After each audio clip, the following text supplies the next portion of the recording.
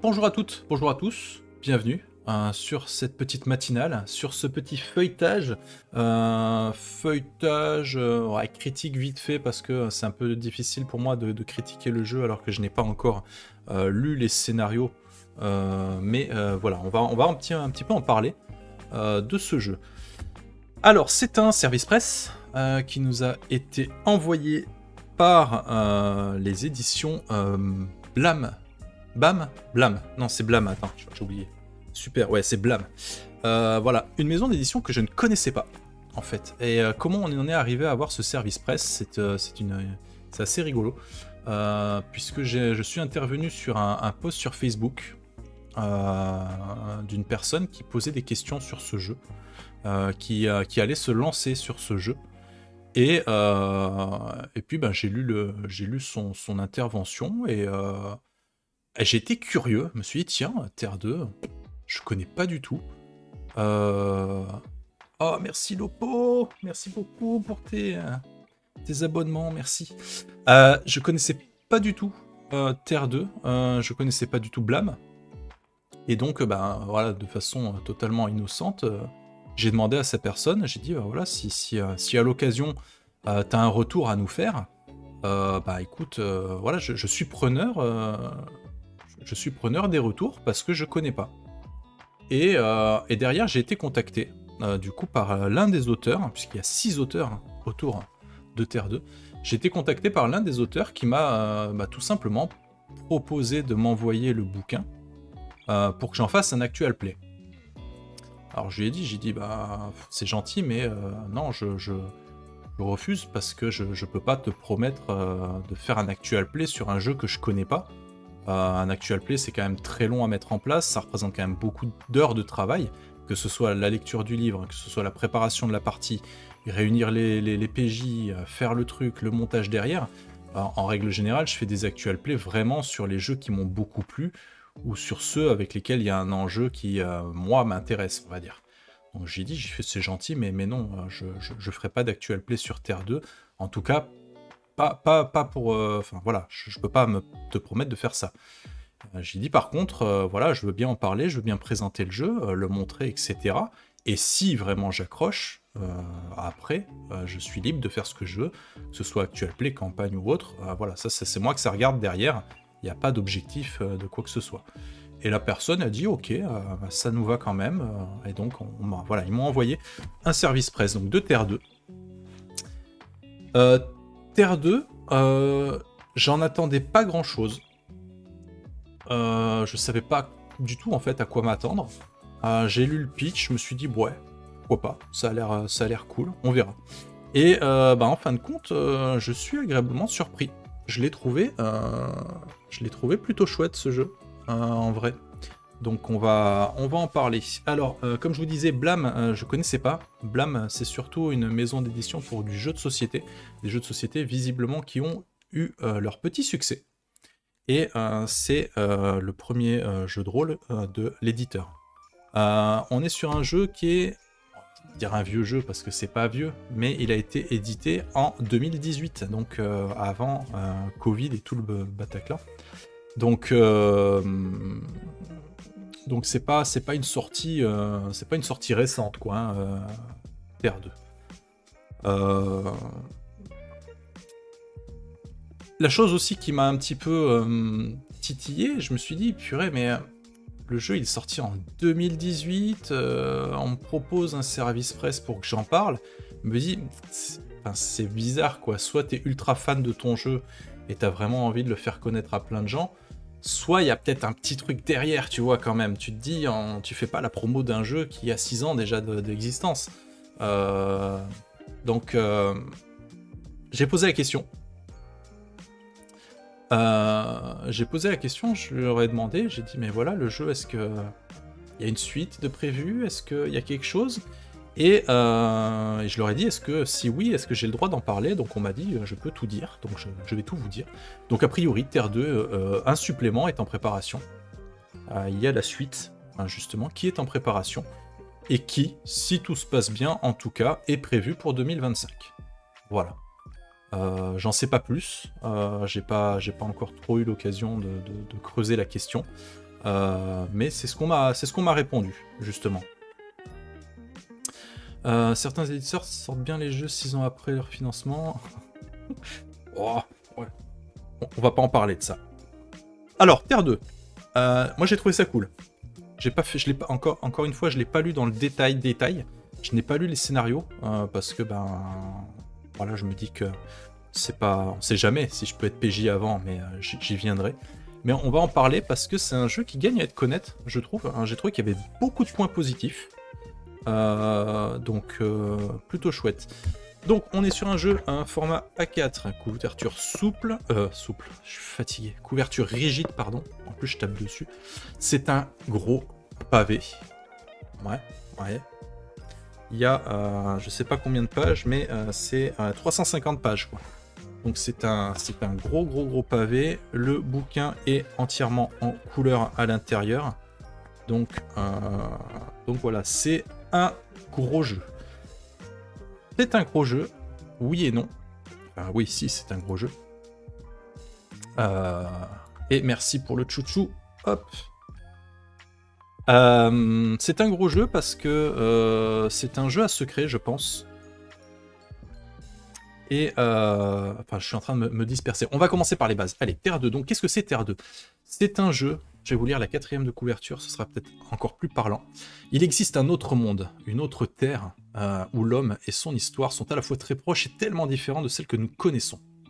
Cette Terre alternative est le théâtre de complots, de guerres de l'ombre, d'intrigues sinistres mêlant politique et pouvoir psychique, manipulation de masse et amélioration génétique. Et au milieu de ce conflit qui gangrène le monde, se dressent des êtres capables de prouesses, adulés par les uns, haïs par les autres. Devenez un surdoué, un tatoué, un mental ou un sans-ventre et participez aux guerres de l'obscurité.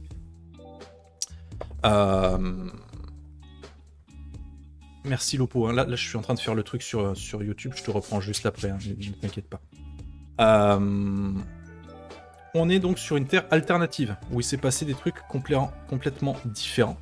Mais on a aussi beaucoup de similitudes avec notre monde.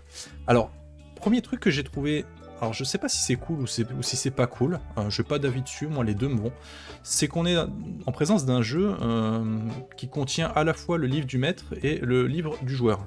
Donc là, on a la première partie, donc c'est le livre du joueur, où vous avez justement tout ce qui est création de personnages, l'introduction au monde, le combat, le système, etc.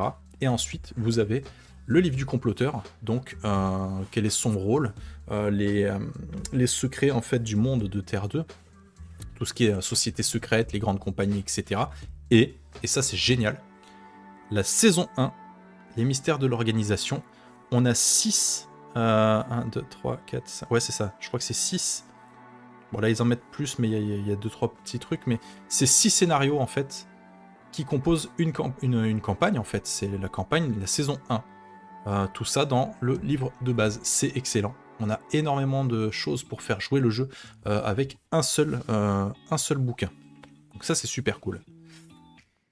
On est donc sur un jeu, comme je disais, en couleur. On commence le livre par une nouvelle qui vous raconte un petit peu une période, qui vous met le contexte, hein, tout simplement. Donc plutôt chouette. Ensuite, on a le livre du joueur commence avec quelques illustrations plutôt chouettes. Alors là, ça se voit peut-être pas forcément bien à la caméra, mais encore une fois, c'est pas blanc. Le fond n'est pas blanc, il est un peu crème, un peu beige, et vous avez après voilà les nuages qui sont incrustés dans le blanc de la feuille. Ça c'est pareil, hein, c'est pas blanc, hein, c'est un peu crème avec des petites taches. Là, on le voit pas sur la cam parce qu'il y a la lumière. Donc voilà, on vous parle de Terre 2. J'ai envie de vous lire juste ce petit passage, parce que ça expliquera bien mieux que moi le monde dans lequel se joue Terre 2. Alors, blablabla, bienvenue, ta. Donc c'est un univers alternatif contemporain. Ah, on en revient à la discussion qu'on avait. Donc c'est plutôt contemporain. Que l'on pourrait prendre pour notre propre monde, tant les similitudes sont nombreuses. Pourtant, Terre 2 est un monde à part, une autre réalité, un univers jumeau, qui a suivi une autre ligne temporelle. De nombreux événements historiques de notre monde n'ont jamais eu lieu dans celui de Terre 2, et d'autres ont eu des conséquences différentes, et d'autres encore ne sont que des suites d'épisodes qui ne pourraient jamais avoir eu lieu dans notre propre monde. Cette terre alternative a évolué selon ses propres règles, selon ses choix, les choix de ses personnalités, selon les actions de ses populations. Les pays et les peuples se sont développés différemment, souvent grâce ou à cause de capacités surnaturelles d'une poignée d'individus dont le don ont, à de nombreuses reprises, fait pencher la balance du temps dans un sens plutôt que dans un autre. Terre 2 est un monde façonné par les volontés des êtres pensants, parfois dotés de facultés de percevoir le futur, parfois capables d'infléchir les décisions des grands de ce monde. Aujourd'hui, ce monde est divisé, la technologie est une manne jalousement gardée et la religion occupe le devant de la scène dans de nombreuses contrées. Les monarchies d'Europe se sont liguées en une entité puissante et fortement dominée par l'unisme, tandis que l'Empire ottoman tente de préserver l'unité de ses sultanats. La Confédération américaine possède une faible puissance commerciale et militaire depuis le crash boursier de 1954 qui a ruiné l'Union. L'URSS règne sur ces républiques d'une main de fer et menace l'Union des monarchies d'Europe, donc l'UME, de sa puissante armée. Le monde de Terre 2 est en guerre, mais il s'agit d'une guerre insidieuse plus qu'une guerre ouverte. Des peuples martyrisés se soulèvent contre leurs dirigeants, des attentats ciblés ciblent les flottes commerciales des républiques marchandes, des conquêtes ont lieu sans qu'un coup de feu ne soit tiré. L'ombre est le théâtre de nombreux changements, surtout depuis que les êtres doués de capacités surnaturelles ou surhumaines se sont multipliés dans le XXe siècle. Voilà. Ça, c'est le cadre du jeu. Après, on vous parle des technologies, des différents personnages, etc. On va parler des personnages aussi, puisque c'est à la fois... Alors, comment dire ? C'est à la fois cool et à la fois un peu restreint. C'est pas restreint le mot, vous allez comprendre. Alors, le système de jeu, je vais pas trop m'étendre dessus. Donc, de ce que j'ai cru comprendre, c'est un système similaire à celui de Cops. Donc j'ai jamais joué à Cops, enfin j'ai joué qu'une fois, mais je me rappelle pas du tout du système. Donc voilà, je sais pas si ça vous parle. En tout cas, le système est assez simple, hein, caractéristiques, compétences. Vous lancez un certain nombre de D10 selon votre caractéristique. Et en fin de compte, vous devez faire des scores égaux ou supérieurs à votre compétence. Donc mettons, je dis une connerie, hein, mettons, on va faire un jet classique d'athlétisme avec, vous savez, ce fameux précipice que j'utilise toujours en exemple. Encore une fois, je dis des trucs un peu à côté. On va utiliser force, athlétisme. Mettons, vous avez 4 en force et vous avez... voilà, vous n'êtes pas très bon en... Enfin, voilà, on va dire 5 en athlétisme. 4 en force, donc vous allez lancer 4 D10. Et ces D10, vous devez faire 5 ou plus, puisque vous avez 5 en athlétisme. Vous devez faire 5 ou plus pour réussir votre action. Tous les dés qui font 5 ou plus comptent pour une réussite, et il faut un certain nombre de réussites, en règle générale 1, mais ça peut varier, pour réaliser l'action. Plus vous avez de réussite, plus vous avez de bonus, plus vous y arrivez vite, ou de la magnifique façon, enfin peu importe, mieux c'est. Et ça, c'est un truc que j'ai aimé, justement, contrairement à certains autres jeux dont on ne va pas parler dans cette vidéo, mais lors des combats, quand vous faites un combat et que vous voulez taper sur quelqu'un, si vous faites un super jet pour toucher l'adversaire, et ben ça va impacter ses dégâts, voilà. Donc vous avez des dégâts fixes dans Terre 2, c'est les dégâts de l'arme, de votre arme, et les dégâts sont majorés, oui. Vous ajoutez à vos dégâts en fait votre marge de réussite, donc c'est-à-dire les réussites supplémentaires pour l'action, voilà, qui viennent se coller aux dégâts des armes. Donc vous n'êtes pas, comme certains jeux dont on ne citera pas, faire un 20 naturel pour toucher votre adversaire et vous taper un pauvre 1 en dégâts. Voilà, ça c'est un truc que je trouve cool. J'attends les réactions. Il y a un truc qui paraît contre-intuitif, c'est que plus le chiffre de compétence est bas, meilleur tu es. Exactement, c'est un truc que j'ai failli, d'ailleurs même en relisant là, j'ai failli me rater tout à l'heure, mais effectivement, plus ton score de compétence est bas, meilleur tu es, puisque plus c'est bas, plus c'est facile en fait de dépasser ce score, et donc de réaliser des réussites en fait. Donc effectivement, ça peut paraître contre-intuitif, mais ça a toute sa logique. En termes de personnages, un jeu avec 2 fois la 4e lettre de l'alphabet en initiale. Bref, pourquoi tu t'attaches à ce genre de détails? Voyons. Création de personnages. Alors, c'est pas la plus sympa que j'ai vue, puisque bah, c'est répartir des stats, etc. Mais il y a des trucs cool. Alors, il y a un truc que je trouve chouette, et à la fois pas chouette. Le truc que je trouve chouette, c'est que moi, je suis désolé, j'aime bien les classes. J'aime bien les classes, j'aime bien les archétypes. Voilà, je trouve que en général, ça permet d'avoir vraiment des trucs bien typés. Donc voilà, j'aime bien. Sauf que bah, dans ce jeu, il n'y a que 4 classes. Alors, même si on peut faire des classes qui sont très... Enfin, même si la même classe peut proposer des personnages très différents l'un de l'autre, ça fait doublon quand même, j'aime pas trop à table, j'aime bien qu'il y ait un petit peu de variété. Donc c'est peut-être le côté un peu que j'aurais. Par contre, à côté de ça, les classes sont super chouettes parce qu'elles sont très différentes les unes des autres. Donc on nous dit que pour la création d'un personnage, on va choisir donc la classe. Donc on peut jouer un mental, un sans ventre, un tatoué ou un surdoué. Ensuite, on répartit des points de caractéristiques, donc on a 24 points à répartir parmi les 8 caracs de son personnage. Les caractéristiques moyennes ont un score de 3, pour un minimum de 2 pour un humain adulte, et le maximum est fixé à 6, ce qui permet au personnage de dépasser les limites naturelles fixées à 5. Ensuite, on a les points de création donc, qui vont permettre de donner vie à votre personnage. Donc, vous avez 40 points de création qui vous permettent d'acheter des niveaux de vie, des pouvoirs, des compétences, des avantages, etc. Vous pouvez avoir plus de points de création si vous prenez des désavantages. Donc on retrouve un petit peu ce genre de truc que j'aime beaucoup. Je trouve ça super cool de prendre des désavantages parce que premièrement, bah, ça donne plus de points pour s'éclater à la création de personnages. Et deuxièmement, je trouve que ça type énormément son personnage. Et je sais plus dans quel jeu c'est, mais avec Scarlock, je crois que c'était Barbarian of Lemuria.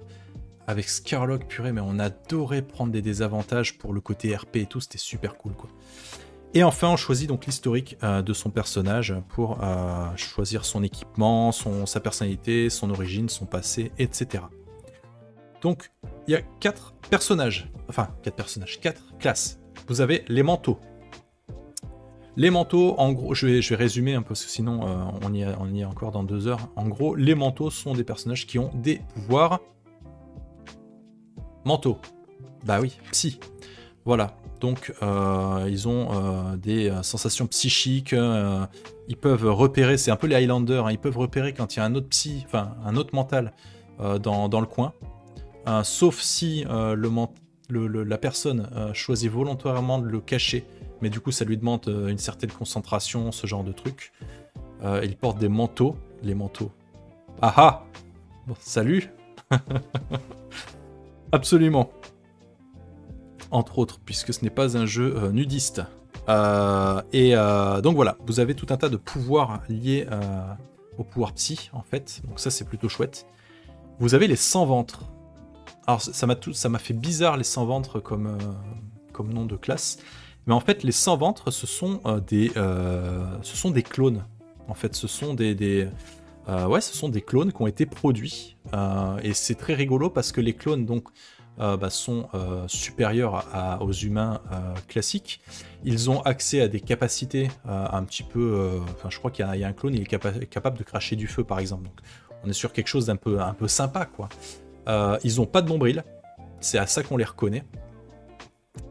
Et en fait, les sans-ventres, c'est rigolo parce que dans la façon dont ils sont conçus, vu que c'est des clones, ils sont physiquement parfaits.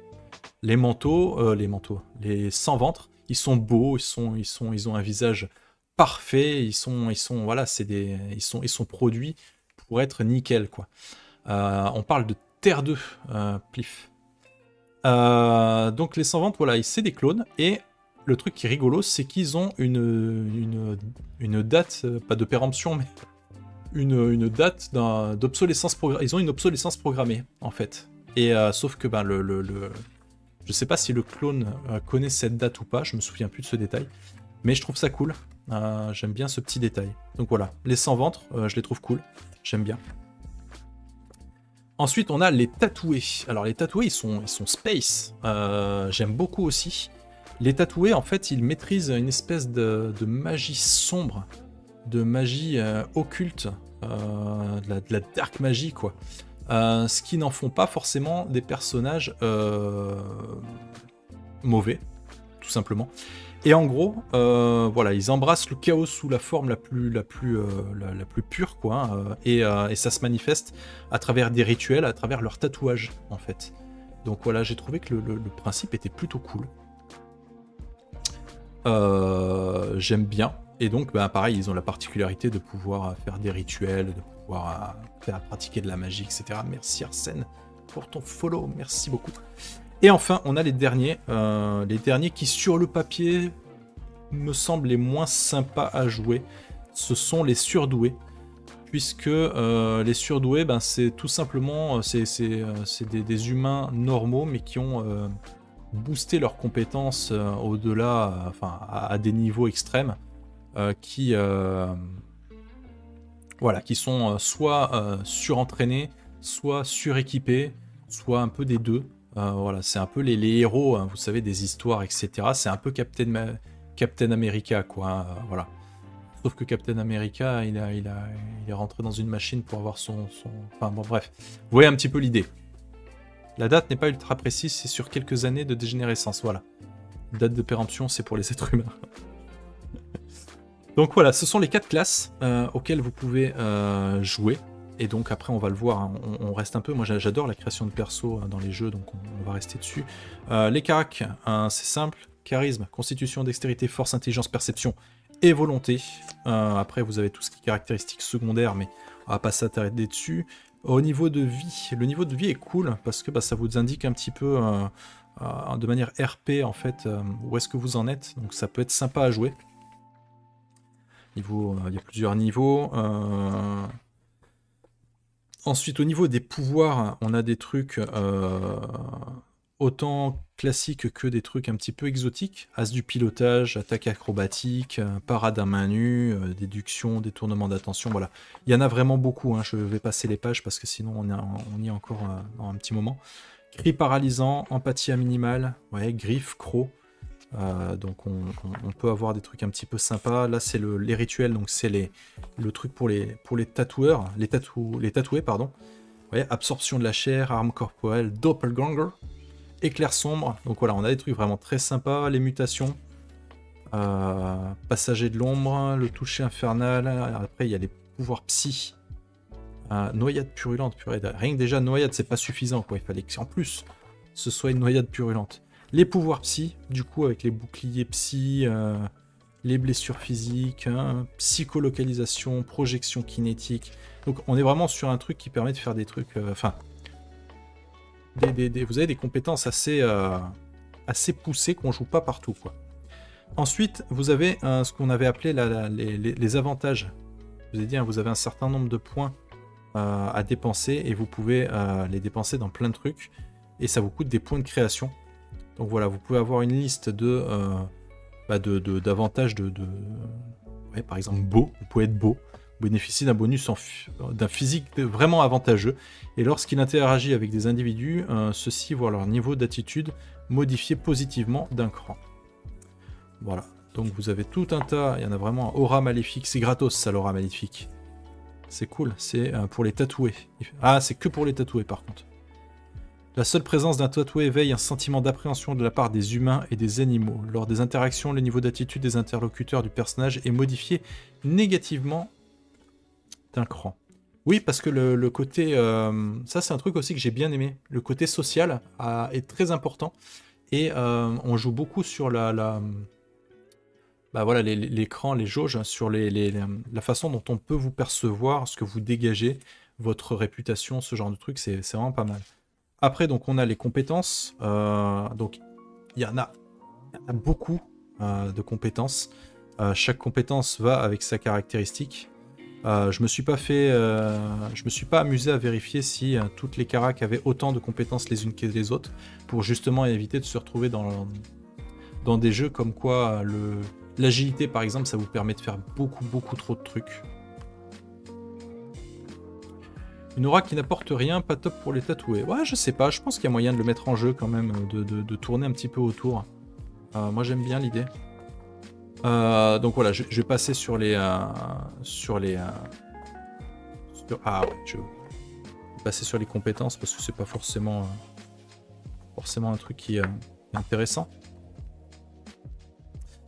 Un truc que j'ai trouvé cool, c'est que donc quand on vous parle de la création de personnages, après on vous met des pré-tirés avec des exemples. Et je trouve ce personnage-là terriblement classe. Elle est excellente comme personnage. L'illustration est incroyable. Enfin,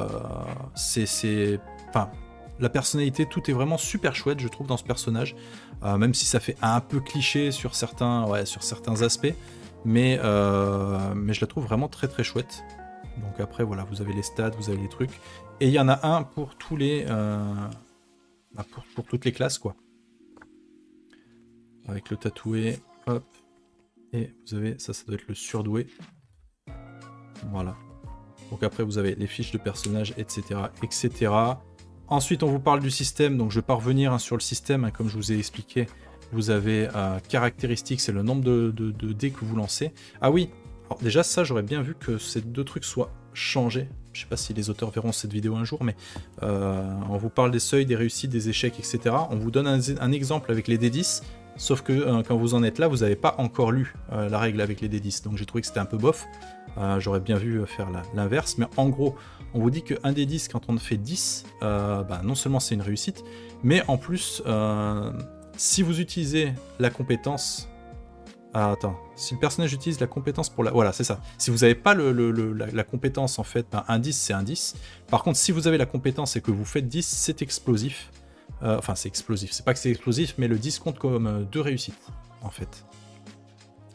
Les modificateurs, les marges de réussite. Donc, les marges de réussite, c'est les réussites supplémentaires par rapport au seuil qui est demandé par le ou la MJ. Donc après voilà, vous avez les actions coordonnées, vous avez donc les tableaux, le combat, pareil je vais pas revenir dessus parce qu'il y a quand même beaucoup de choses. J'ai été surpris d'un truc, c'est que visiblement les esquives, donc quand vous êtes en combat vous avez deux actions, 2 points d'action, et selon les actions que vous voulez faire, ça va vous demander 0, 1 ou 2 points d'action. Par exemple une attaque au corps à corps c'est une action, un balayage c'est 2 actions, et là où j'ai été surpris c'est que les esquives, c'est 0 action, c'est gratos, donc tu peux tout esquiver si tu veux, et même plusieurs fois par attaque au cours du même round. Donc voilà, sur le papier, j'ai trouvé ça un peu fort, en fait. Sachant qu'il y a l'équivalent de la... Voilà, on a l'équivalent parade.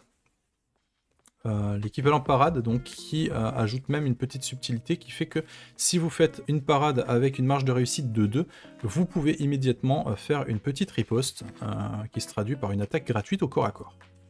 Donc voilà, ça j'ai pas trop d'avis, il faudrait que je le teste plus en détail pour voir comment le système fonctionne. À la lecture, je vous rappelle que le jeu est sorti en 2018, hein. Donc là on est en 2020, quasiment 2025. À la lecture, le système, j'ai rien trouvé exceptionnel, il est classique. J'ai rien trouvé de véritablement négatif, encore une fois, à la lecture. Il faudrait que je l'essaye pour avoir un meilleur avis. J'aime le fait que les dégâts ne sont pas aléatoires, hein. Vous avez une base fixe, ça me plaît. Voilà, les blessures, les poisons, les machins, voilà, tout ça, on s'en fout. Enfin, on s'en fout. On va pas s'attarder dessus. On va avancer un petit peu. Après, voilà, vous avez les transports, les équipements, les armures, les armes, etc. C'est pas... Alors, j'ai trouvé... Il y a des armes très rigolotes, hein, parce qu'on est dans un jeu contemporain. On est dans un jeu contemporain et on vous met des boomerangs, des lance-pierres, des mousquets d'assaut. Ouais, il y a des trucs un petit peu... Alors, je pense qu'il y a une justification. C'est comme les voitures. Dans ce... Ah, ça, c'est un truc qui m'a fait rire. Je sais pas si c'est dans la partie MJ ou quoi. Les voitures, dans ce jeu, on les appelle des calèches. Voilà. Les voitures, c'est des calèches, et les calèches sont réservées à ceux qui ont le plus de fric pour pouvoir se les payer. Sachant que la grosse marque de voitures qui fabrique ces calèches s'appelle... J'essaye de me rappeler de nom, mais je me rappelle plus. Mais en gros, c'est un truc du genre Citrono. Je crois que ça s'appelle Citrono. Voilà. Citroën Renault. Voilà. Et même le logo, quand vous allez voir le logo, alors c'est ni Citroën ni Renault, mais quand on voit le truc, on se dit ouais, on voit d'où vient l'inspiration. C'est dommage, j'aurais bien voulu vous le montrer, mais je sais plus trop où c'est dans le bouquin. Je crois que c'est un peu plus loin, mais j'ai trouvé ça drôle, quoi. Ça m'a fait marrer. Je sais pas si c'est dans le livre du comploteur, hein, peut-être que c'est... Donc voilà, tout ce qu'on vient de faire, c'est-à-dire les 150 premières pages, tout ça, c'est ce qu'ils appellent dans le bouquin le livre du joueur. Et maintenant, on a la deuxième partie, donc tout le reste du bouquin, qui est le livre du comploteur, donc c'est les secrets. Donc là, je vais aller un peu plus vite, justement, pour pas trop spoiler. Donc, on vous, quel est le rôle du comploteur, quelles sont les intrigues, etc. Comment on peut faire les saisons, les épisodes. On vous donne tout un tas de conseils sur comment faire vos propres scénarios. Voilà, les épisodes croisés, l'histoire personnelle, les thèmes, donc enquête, exploration, machin, truc. On vous donne des idées sur créer des personnages intéressants aussi. Tac, tac, tac. Les points de héros, la vie de surhomme, voilà, ça je vais pas m'attarder là-dessus. On vous explique plus en détail comment sont perçus par les gens les manteaux, les tatoués, les sans-ventre, etc. On vous parle ensuite du monde de Terre 2, avec une petite carte. Malheureusement, la carte de la France, c'est trop au centre, on ne voit pas la France, ou quasiment pas. Là, on la voit mieux. Vous voyez, c'est le royaume de France.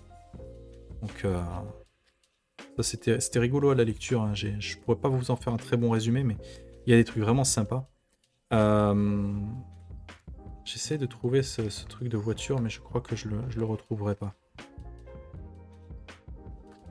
Ah si, je crois que c'est là-dedans, c'est bientôt. Donc on vous parle après des différentes grosses entreprises, etc. Avec les personnalités, machin. Un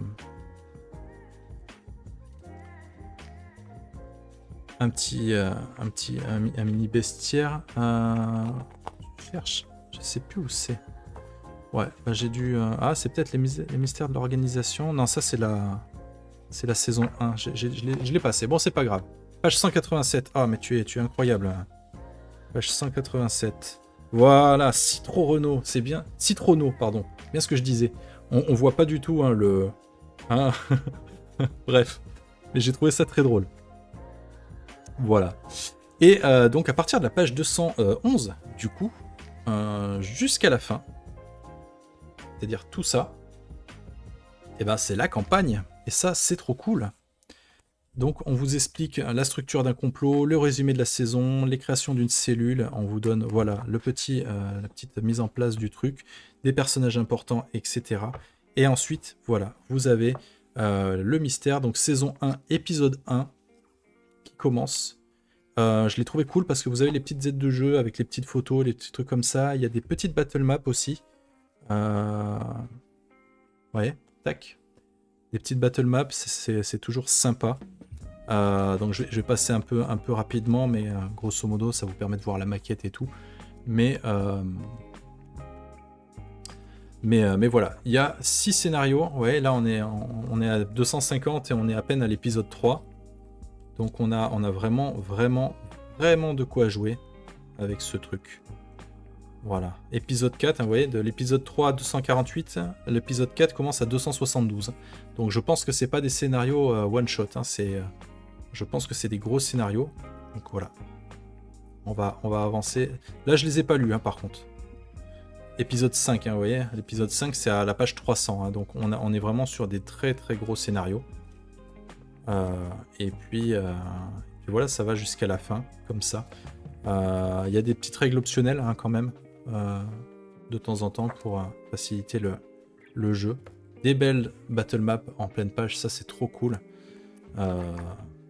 Et voilà, les calèches. Les fameux calèches. Voilà. Que dire de plus sur ce jeu? Donc moi j'ai trouvé la lecture vraiment très chouette. Vraiment. J'ai pas fini de le lire dans le détail, encore une fois. Hein, je vous fais une petite présentation très succincte, mais j'ai trouvé la proposition chouette. C'est un peu original.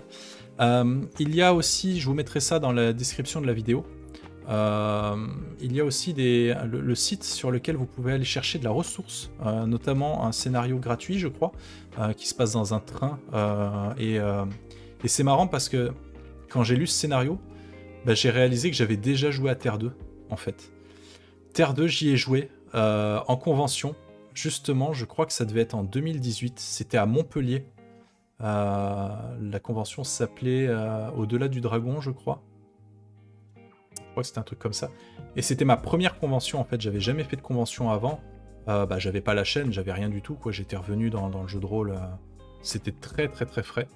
Et j'ai joué à Terre 2 en fin de compte, et j'en avais aucun souvenir, je m'en rappelais pas du tout. Et je me rappelle que j'avais beaucoup aimé le scénario, je vais pas vous le spoiler du coup, mais le scénario qui se passe dans un train, je l'ai trouvé très chouette. Donc voilà. Il y a de la ressource à télécharger, hein, vous trouverez ça dans les liens de la description. Au final, ma lecture, ben, je vous l'ai dit, hein, moi je l'ai trouvé sympa.